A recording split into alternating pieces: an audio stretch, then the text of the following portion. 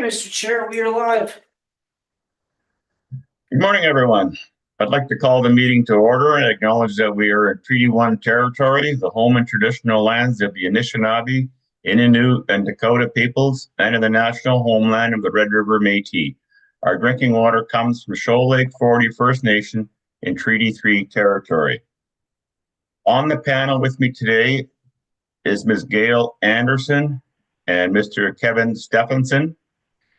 Our assessor today is Ms. Sharon Tang, and our administrative person is Mr. Zachary Mohan. My name is Bill Moretsky. I am also on the panel and will be chairing this hearing. We will be hearing applications for revision of the assessment roll in accordance with the Municipal Assessment Act. Matters for which revision is requested have been described in each application, and we will limit discussion to those matters. The statements that are made at this hearing are sworn testimony, and anyone speaking to the matters must be sworn in. Be advised that comparisons of assessments of properties are not considered evidence of market value by the Board of Revision. The Board of Revision is appointed annually by Council and is independent of it and the City Administration. It makes its decisions on the basis of the evidence provided at this hearing and issues a written order that will be mailed to all parties as soon as possible. Please note that the Board's decisions with respect to an application may be appealed to the Manitoba Municipal Board if the matter pertains to assessed value or classification, or to the Court of King's Bench if the matter pertains to the application of exemptions from taxation. Should you wish to appeal, information on how to do so will be included with the Board's order. With respect to the hearing process, I will confirm the points of appeal with your property to be addressed with each applicant following the swearing in. We will then have the assessor's testimony, followed by questions that the applicant may have, and then the applicant's testimony followed by questions. Each side will have an opportunity to summarize if they wish.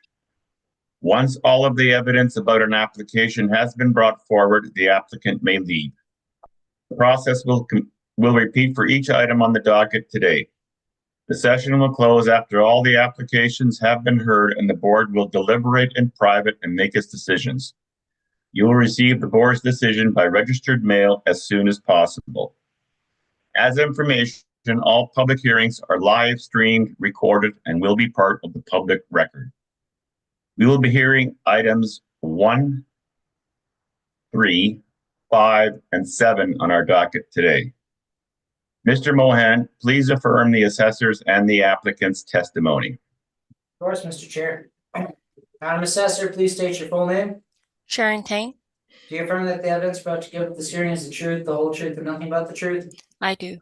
Thank you. Mr. Applicant, please state your full name. My name is Jared Story. Do you affirm that the evidence about to give at this hearing is the truth, the whole truth, and nothing but the truth? Yes, I do. Thank you. Thank you.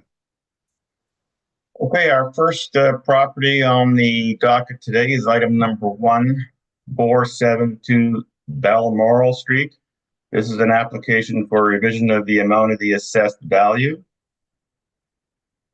Ms. Tang, you may begin your presentation on this property. File number is 24-2080. Roll number is 1305-1994000. Address is 472 Balmoral Street. The assessed value for 2025 is $1,450,000.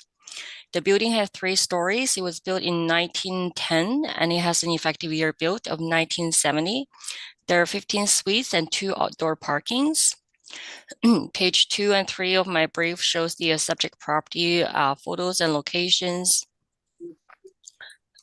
Page 5 shows the evaluation. So there are 11 2-bedrooms, 4 3-bedrooms. We use a monthly rent of $908.11. We use 3.6% vacancy, 54.53% expense ratio, and 5.05% cap rate, and that gives us $1,450,000. And page 6 and 7 shows the comparable rent and locations. 8 and 9 shows the cap rate studies. And the last page, page 15, shows the income and expense information. If we use the NOI on the income and expense mailer and we add the amortization and mortgage back, that would give us an NOI of about $76,714, which is slightly more than the model NOI. So we believe the value is accurate to reflect the market information. And that's our presentation. Thank you. Okay. Mr. Story, do you have any questions on the assessor's presentation? Yes, I do, sir. Ms. Tang, this valuation, is this all model derived? That is correct. Okay, so there have been no overrides or secondary review by the assessment department. Rather, this is just what was outputted by the model, just to be very, very clear. Is that That's fair? correct. Yeah. Okay. And so when the model creates an assessment and applies the parameters, the rates and the allowances that we see throughout this this workup, is it assuming that this property is structurally from 1970, or is it accounting for the fact that it is indeed 115 years old and it was built in 1910? My understanding is that it counts the effective year built, so it doesn't take into consideration of the actual year built. Okay, that was really my only question with this one, Ms. Tang, because I think this is simply a cap rate argument, Mr. Chair. One other question, Ms. Tang. Locationally, can we agree at a base level that this would be considered a challenging location for owners, this 400, 500 block of Balmoral, let's say? Would you agree with me on that?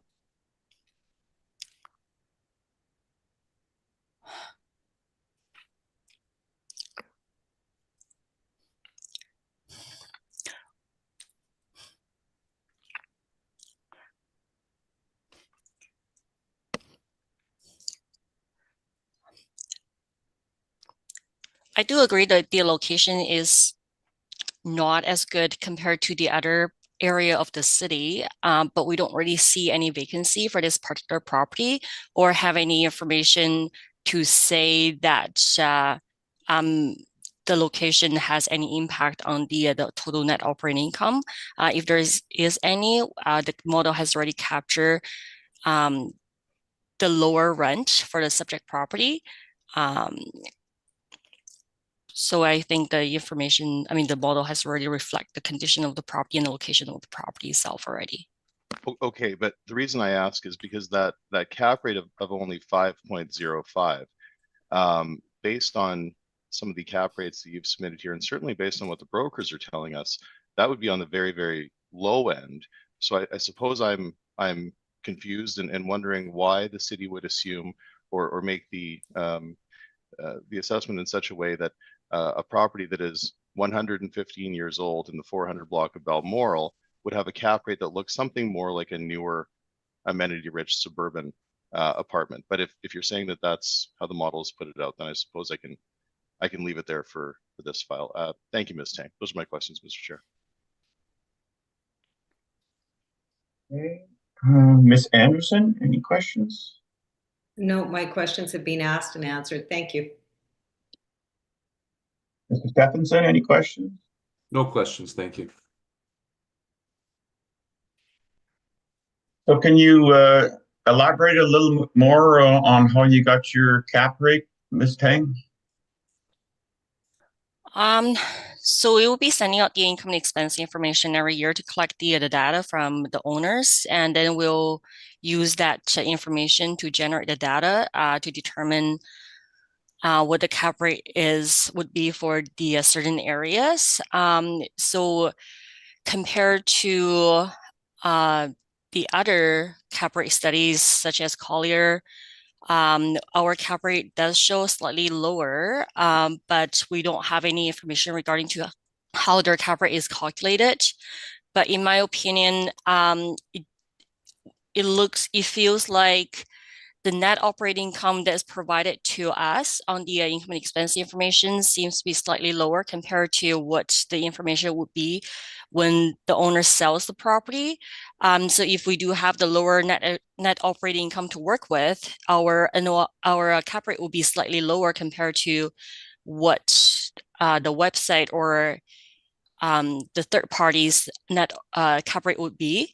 But the final sale price never changes. So if we use a lower rent and a higher cap rate, that would create a lower value compared to the actual sale price. So that's why our cap rate will be considered as lower compared to the other competitors.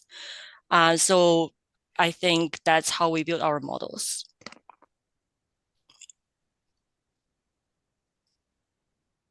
Okay, but all of your cap rate evidence considers actual NOI and actual sale price, correct?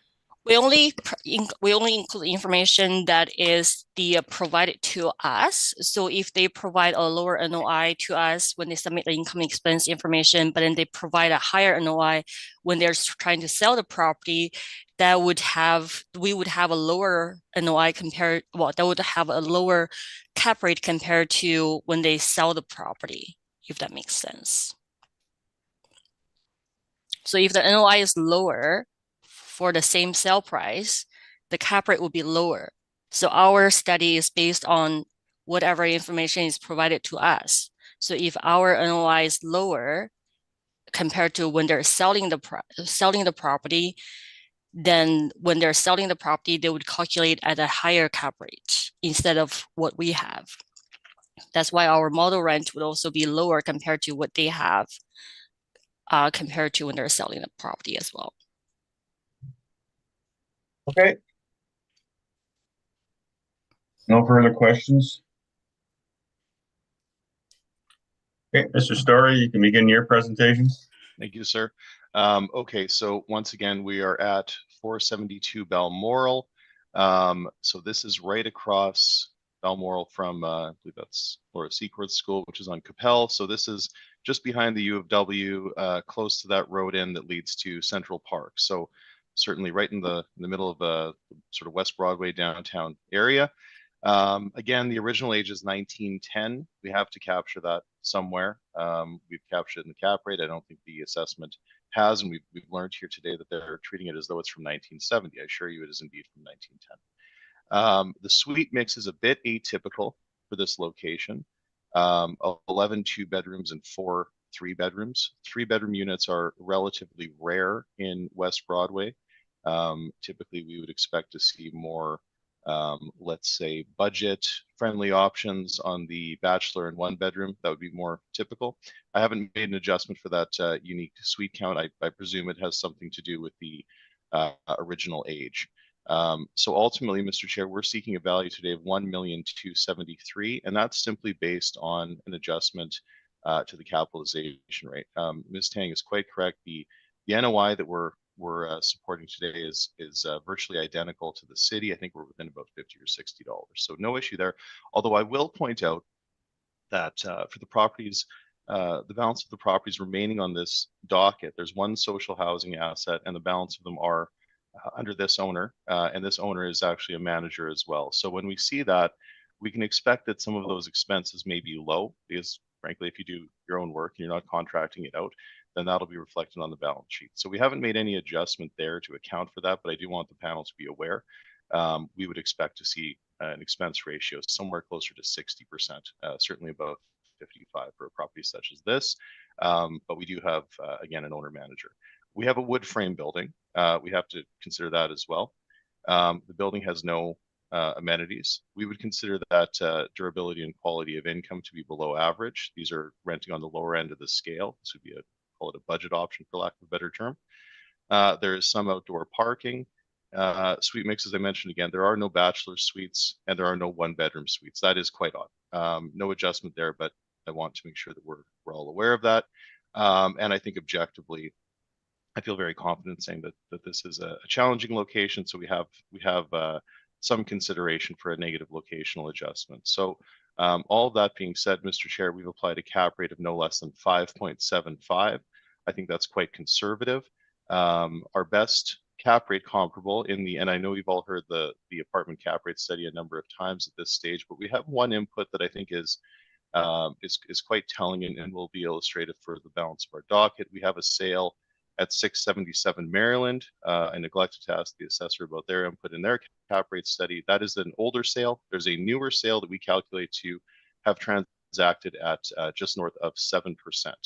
That property has conditional issues. I've worked for the last 3 owners of that property, and each sale of that property is indeed declining. But if that one is at a 7, then I think we're well supported at only 5.75 on this property. So you have our workup. We've stabilized the expenses. Simply, we are asking the board to recognize the original structural age and some of the concerns with location, and are applying that cap rate of 5.75, which again I believe to be quite fair, if not on the conservative side. I should point out as well, Mr. Chair, the cap rate of only 5% gives us some pause, as when we look at the market at the reference date, a GIC at that stage was returning somewhere between 4.5% and 5%. So it doesn't really it defies logic in some ways to assume that somebody would transact with a higher risk asset with a return of only 5% of a very low risk investment such as a GIC is returning 4.5% to 5%. So that's our first indication that cap rate is indeed too low. I will leave it there, Mr. Chair, and I'll ask that some of my comments carry forward, as many of these are going to be very similar and have similar characteristics. So I feel very well supported in my submission to the board today that the value did not exceed $1,273,000. And with that, I'm happy to take your questions, and I thank you. Okay, your comments regarding carrying forward have been noted by the panel. Thank you. Ms. Tang, do you have any questions on the applicant's presentation? I do. So for your 677 Maryland for the cap rate study, it looks like that information is only based on 1 year income expense. Is that accurate? Okay, so it's a great question. So as I mentioned, we've worked for the past 3 owners, so we have some disruptions in the way that it's been reported. We did recognize that early on in the season, so we went back to the owner, and he was very transparent and forthcoming with us, and he gave us the assumptions that he was using when he purchased that property. So no, it is not 1 year of income and expense. We have a long history with this property, and we have the good fortune to understand the purchaser's motivation at that stage. So with all of that information, we come to a cap rate that's slightly north of 7%, which is exactly what we would expect to see for a property such as that. And again, that more than supports our request for 5.75 on the subject. So I'm just looking at the, I guess the calculation on the cap rate study. So it looks like the actual property has a net operating income of 23. Ms. Tang, can you give us a page number, please? Page 15 of the Aldous apartment cap rate study. Okay. Thank you. So that shows the valuation and calculation for the net operating income. So it shows the actual net operating income for the subject property ending 2022 was $23,470, but you're using $154,644. Wouldn't you agree that with a higher net operating income, it would create a higher cap rate?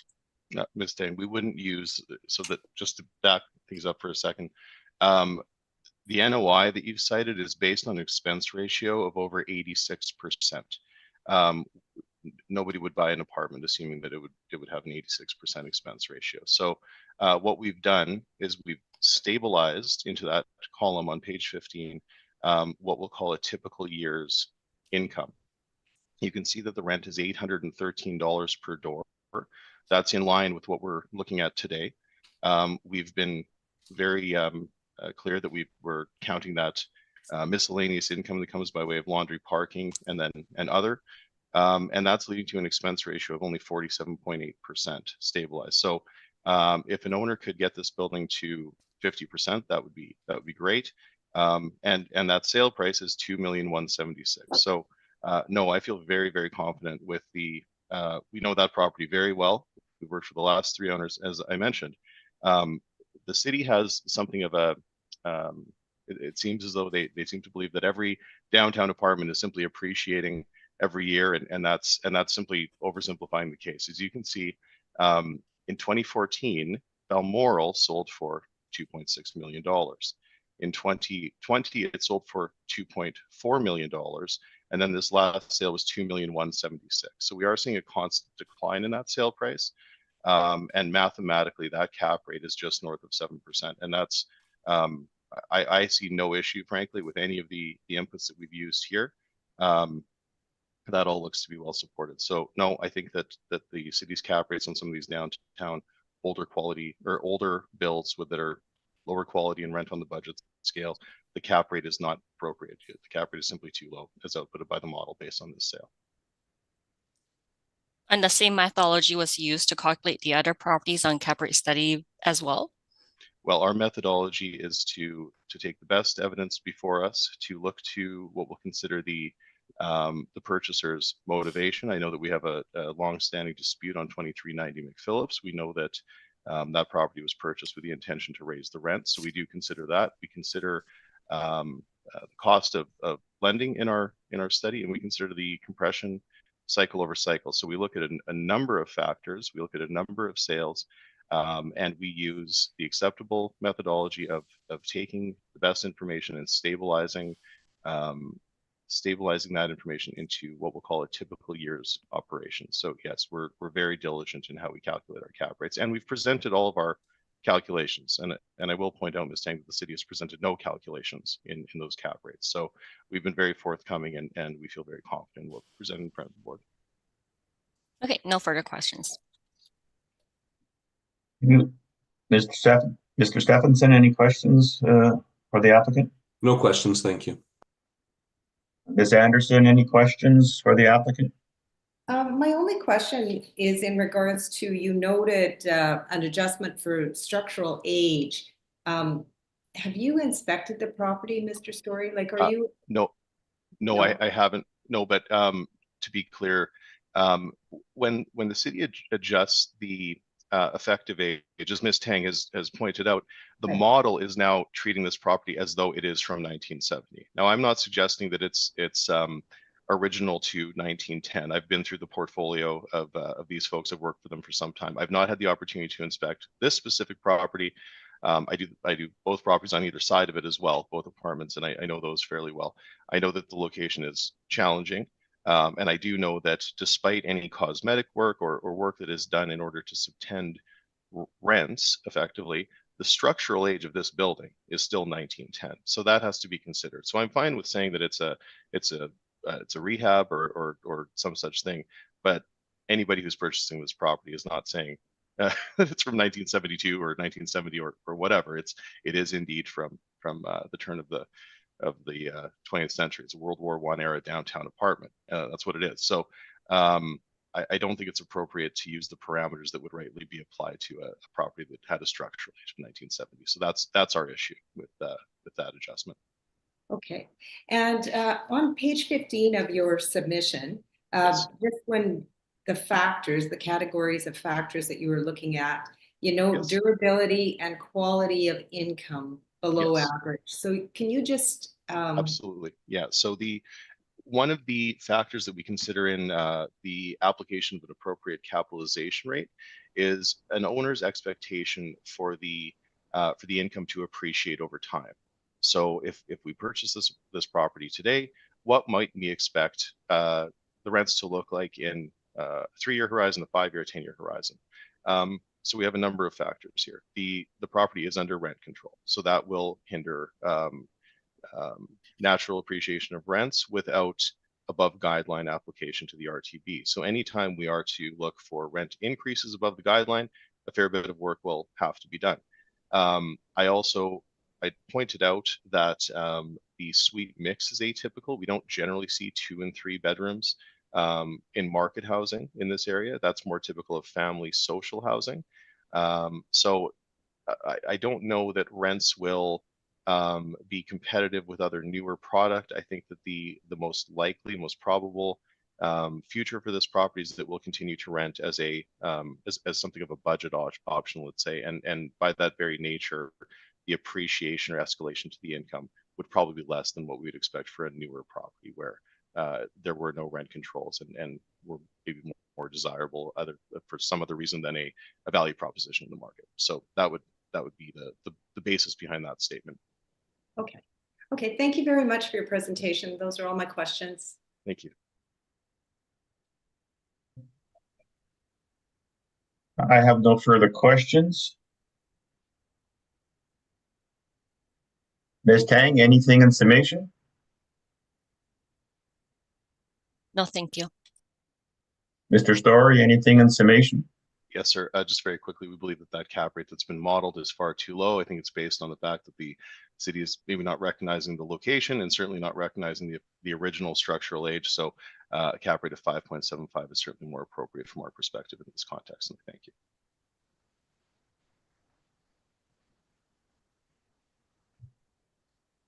Okay, that will conclude this property, item number 472 Balmoral Street. Go on to item number 3, 531 Furby. This is an application for a revision of the amount of the assessed value.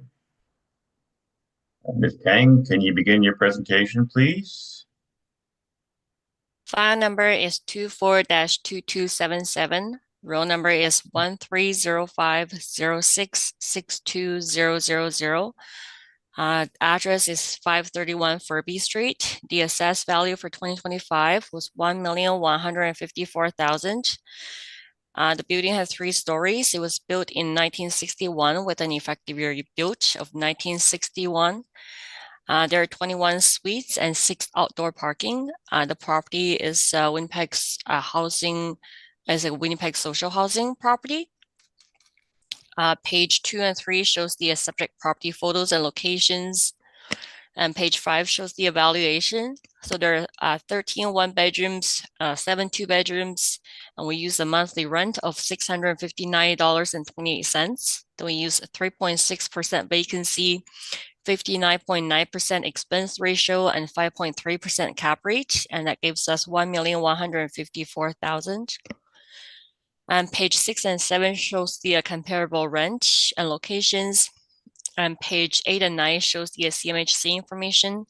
The property is in Region 1, so you can see the rent for the 1-bedroom and 2 bedrooms for the area.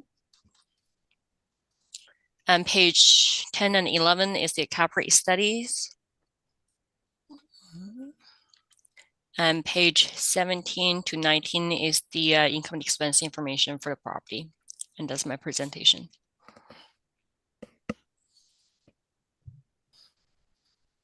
Thank you.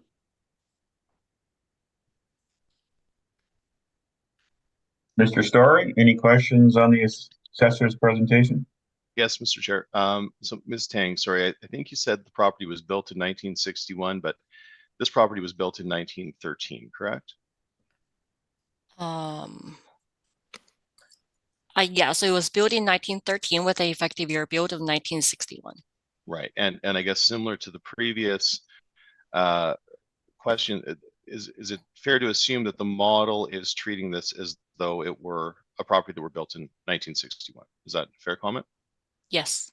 Okay, and this is a social housing asset where the rents are rent geared to income, correct? That's correct. And the city has made no adjustment to the capitalization rate. This is it fair to say that this is simply a, what we'll call a market cap rate that the city is applying? Is that your understanding? Yes. And it is all modeled with no adjustments and no oversight, correct? Not I'm aware of. Okay, those are my questions. Thank you, Mr. Chair. Mr. Stephenson, any questions? No questions, thank you. Ms. Anderson, any questions? I have no questions. Thank you. I have no questions. Mr. Story, you may begin your presentation. Thank you, sir. So here we are at 531 Furby. So many of the issues that I mentioned in the previous file will carry forward with an added layer. For this one, we have a social housing asset. So, and I know you've all heard this before as well, but we treat social housing differently. Our methodology, because these properties do not trade for their rent in place, the rent is far too low. These properties do not typically achieve any, not typically, they do not achieve any economic profit, and they are typically constructed in a way that is meant to satisfy social policy as opposed to meeting market demands. Now, this property has been repositioned, so Winnipeg housing is slightly different from Manitoba housing in that way. So a much smaller organization, obviously, fulfilling the same function. Taking some of these older buildings that have exceeded their useful economic life and then have been given a second life as social housing assets. So I have not had the opportunity to inspect this property, but we do note that it is, of course, another World War I downtown style apartment. The city's cap rate, from our perspective, once again, Mr. Chair, is too low.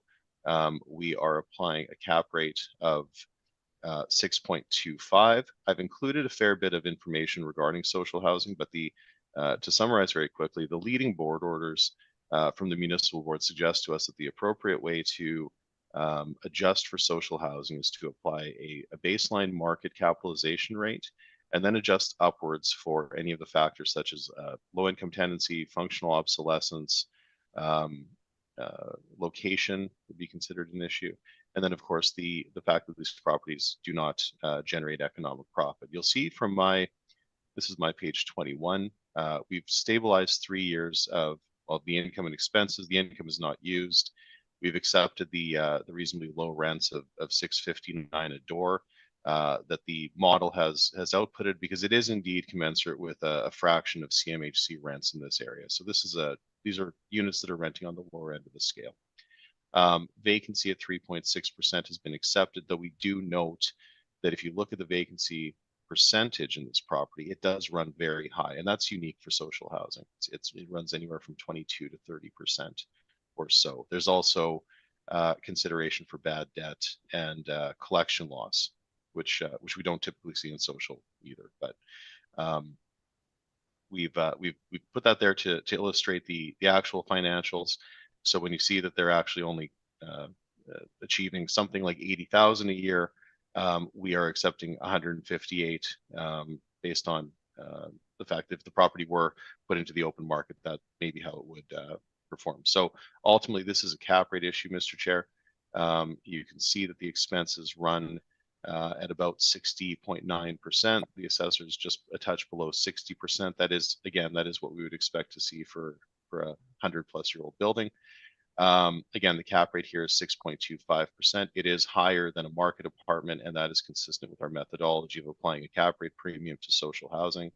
That methodology is supported by the leading board orders, as well as the Mr. Richard Polton from the Appraisal Institute wrote the book on income limited and social housing properties, and we do follow that advice that we look to a baseline market cap rate and then adjust upwards. So with that being said, Mr. Chair, we've calculated a value for this asset of $954,000. So we're not worlds apart from the assessor, but we do think that value, though optimistic, is more appropriate for assessment purposes. And I will respectfully submit that the value ought not to exceed $954,000 for 2025. And with that, I'm happy to take your questions.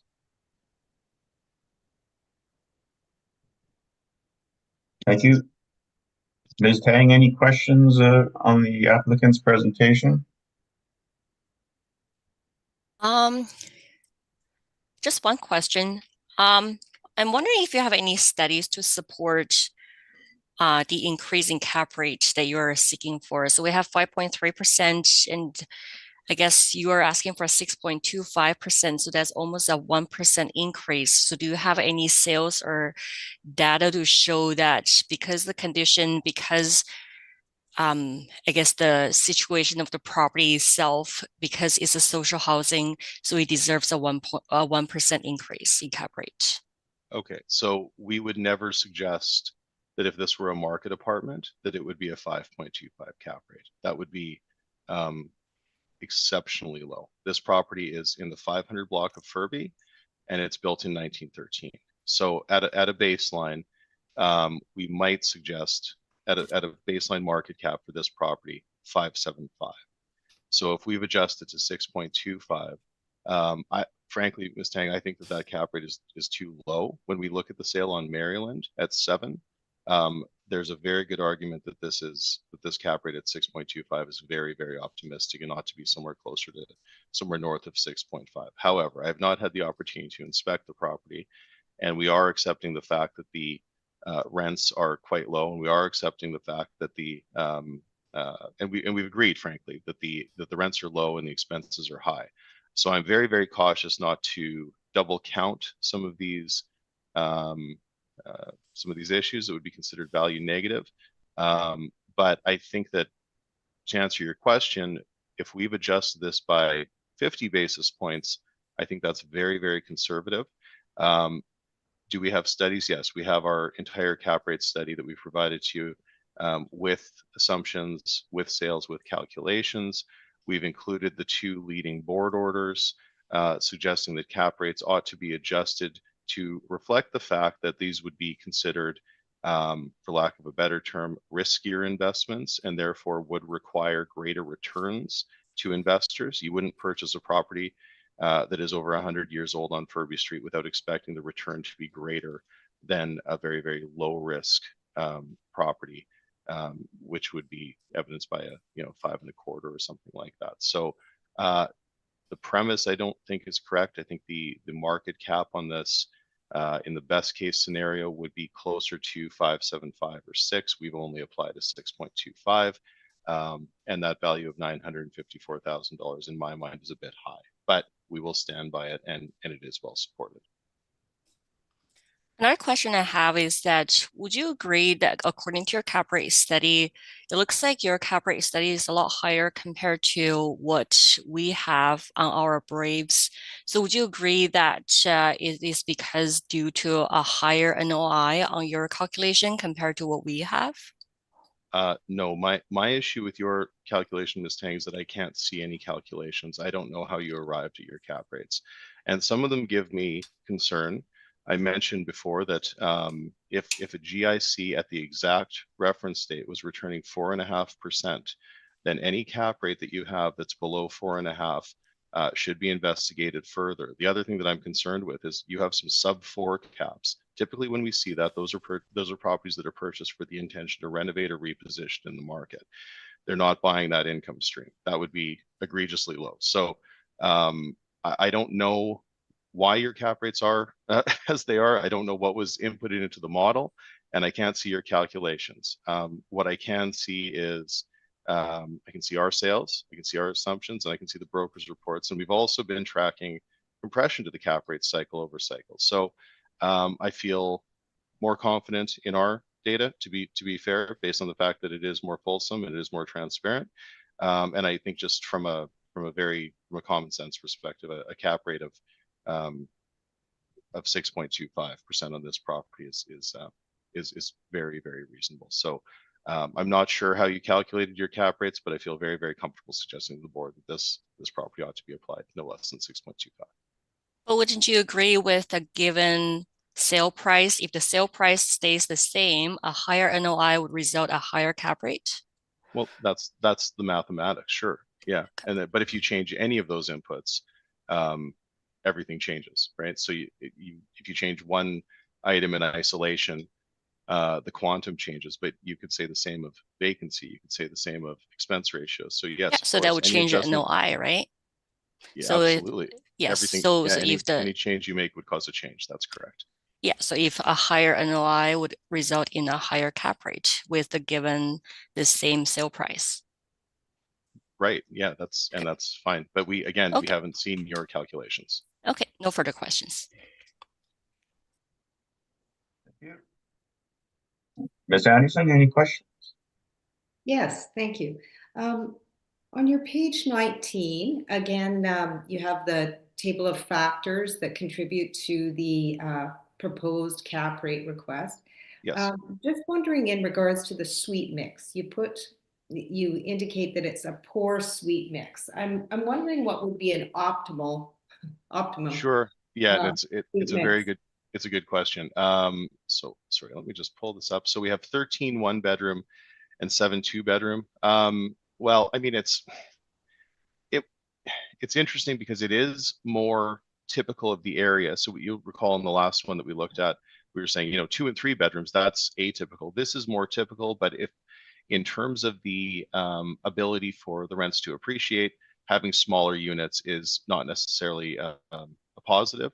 So if we agree with the premise that one bedrooms typically rent for less than a two bedroom, if you have a preponderance of one bedrooms, then your income appreciation would be less than if you had a preponderance of two bedrooms. So it's not atypical of the market, but it is. I would suggest that it would likely be limited in its ability to generate higher rents based on the fact that it is predominantly one bedroom, and it also doesn't have very much parking. That's another issue. So if you want to achieve higher rents, typically you'll require parking as well. So it's not. I haven't made an adjustment for the suite mix, but it is not considered ideal, I suppose. But it's a great question.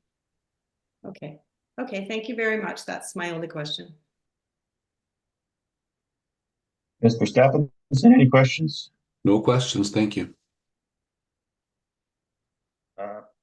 Mr. Story, in your opinion, could this complex be purchased as a conventional apartment building? Certainly, it could be. Yeah, it could be. So therefore, could it be valued on that basis as well?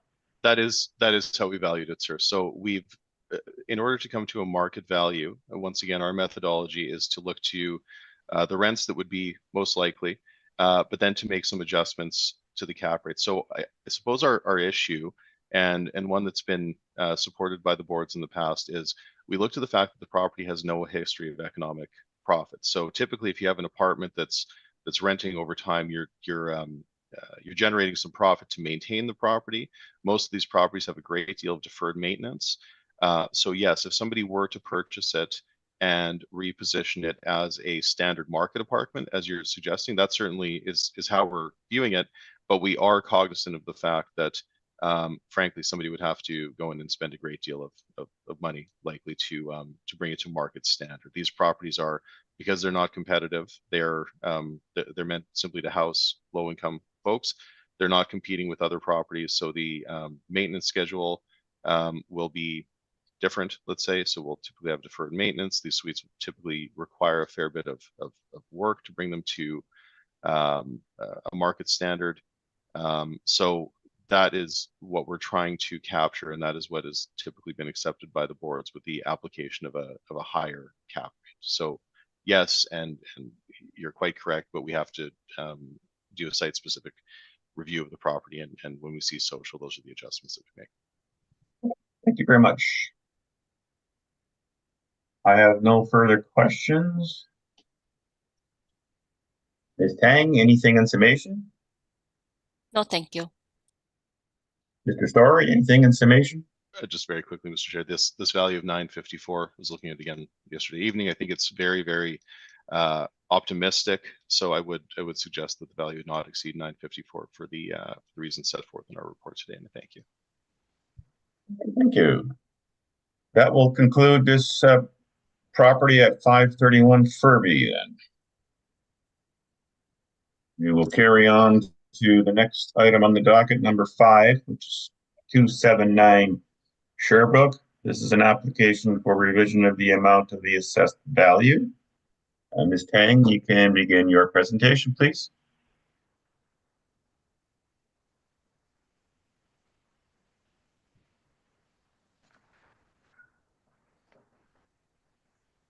Oh, Mr. Chair, we had settled this file. 279 Sherbrooke had been settled by 15-1. Not sure if you received it. It was sent in on, it looks like January 24. Ms. Tang, do you have that on record as well? Just make sure we're all on the same page.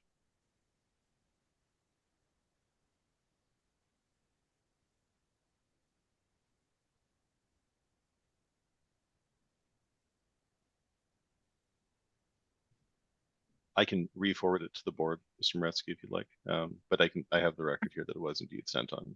1 week For our today. records here, we have an email that, essentially we have an email where we stated that we could not process one of the 15-1 agreements for this property as the roll number did not match the one we had on file. Was that followed up afterwards? Oh, I'm sorry, I don't see that response. Okay, I can send it to you in email if you need, but we sent it at 3:17 on the 24th. Okay, I'm sorry. That would be my error. Then I did not see that. Okay. Sorry. Is it so? Then that 15-1 needs to be reissued. Can we do that by rec or how? Or Mr. Chair, how are we best to? Yeah, do it by recommendation if you can. Okay, so we'll just treat the property as it was before, but you just make recommendations. Sure. Or okay. Yep, no problem. Do you want to maybe table this one until the end and then get Sure, more information together on it? Sure, that's fine. I mean, if it's simply a matter of adjusting the roll number, Ms. Tang, if you can send it to me, I can certainly re-sign it if the roll number is incorrect. Or we can take a 10-minute recess as well if you want to deal with this property. Sure. On that basis. Is that fair? Okay. That sounds good. Yeah. Okay. Let's take a 10-minute recess then, Mr. Mohan. Thanks, everyone.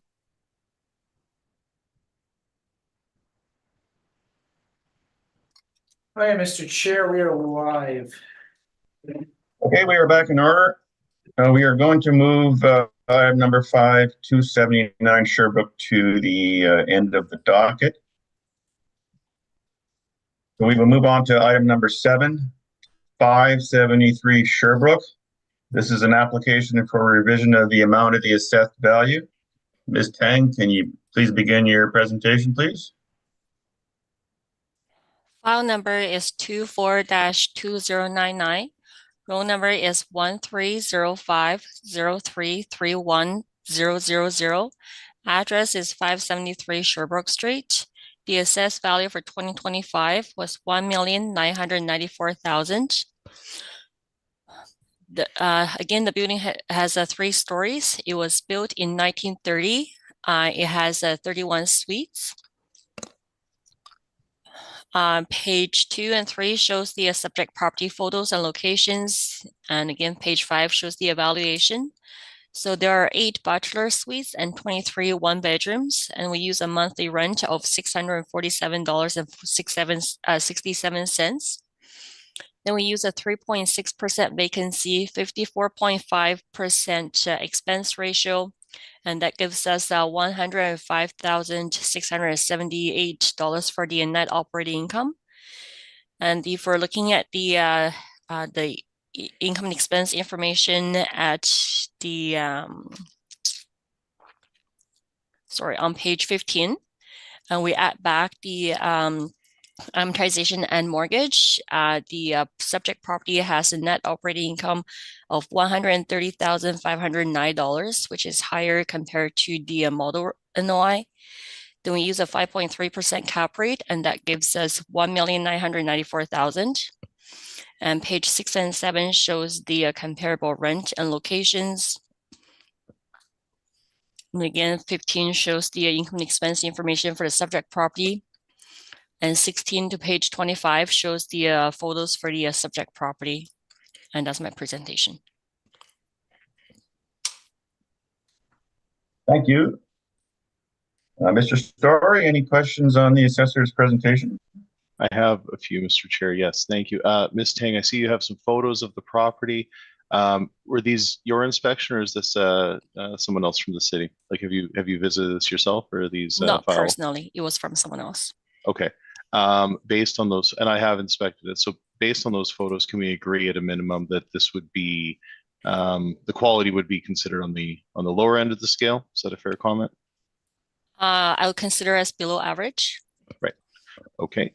And you'd mentioned the NOI and whatnot, but does the city have any ability to recognize when a property is owner managed, if those expenses are low? Is that on a site-specific review of the property? Are you able to factor that into your opinion of value? Um,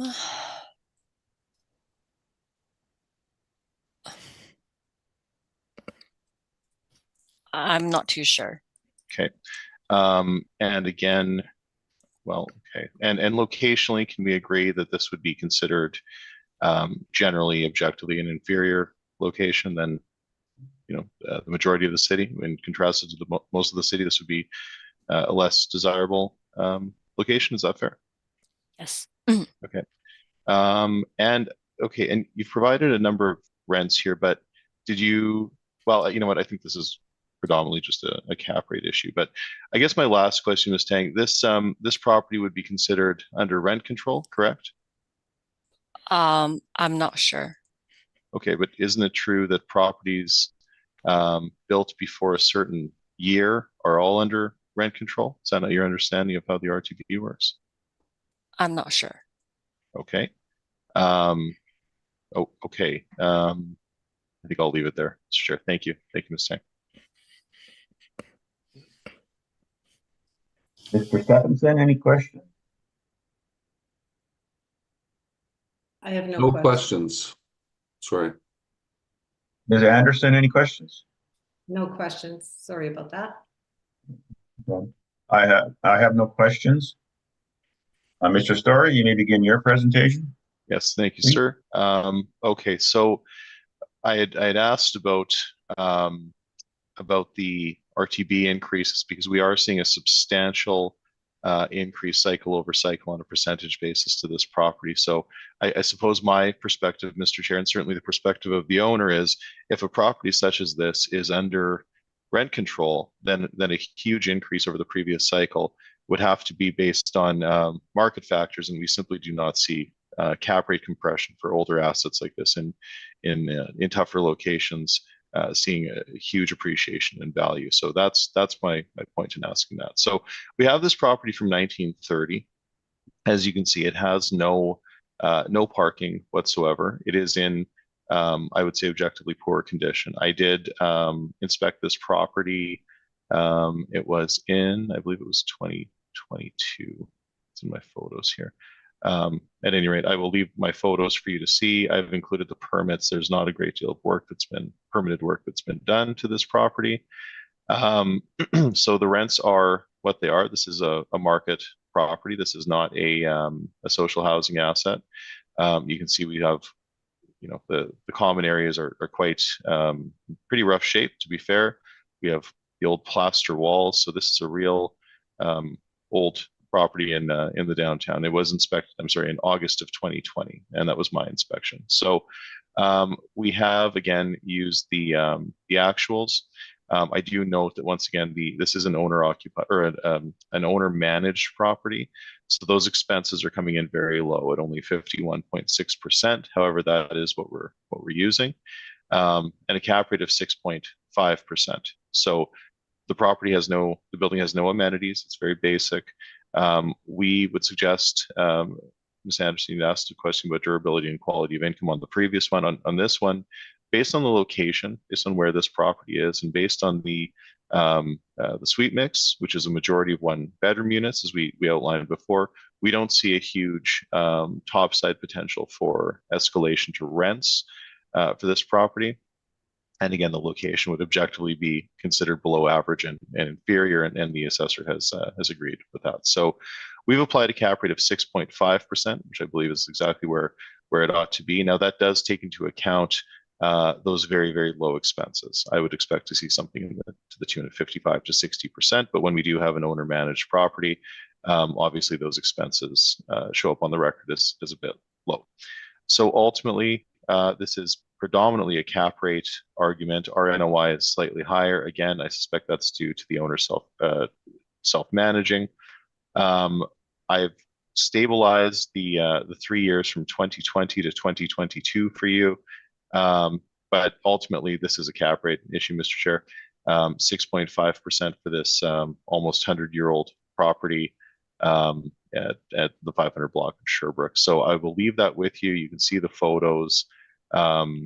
Mainly, the adjustments are based on age, condition, and locations. So we feel very comfortable at a resulting value of $1,652,000. That the value that's been output by the model that's just a touch under $2 million is far too high for this property. So we do respectfully submit that $1,652,000 is the appropriate market value as of the reference date. And I'm happy to take your questions, and I thank you. Thank you very much. Ms. Tang, do you have any questions on the applicant's presentation? I have no questions. Ms. Anderson, any questions? I have no questions. Thanks for your presentation. Thank you. Mr. Stephenson, any questions? No questions, thank you. I have no questions. Anything in summation, Ms. Tang? No, thank you. Anything in summation, Mr. Story? Yes, Mr. Chair, just very quickly. We've talked a little bit about that one very good comp on Maryland. We're suggesting that it's 7. This property is an excellent comparable.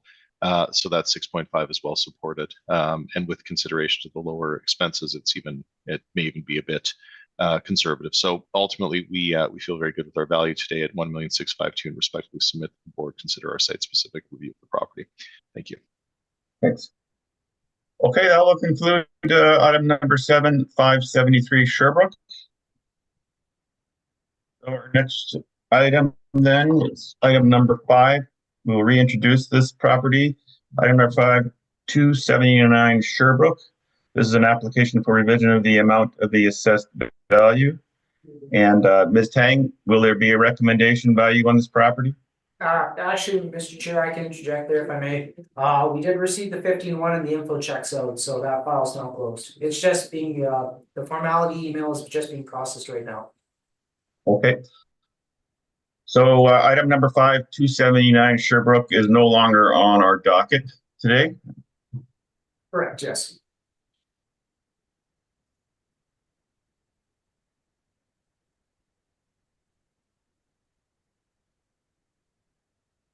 So therefore, we have heard all the items scheduled today, and this hearing is now adjourned.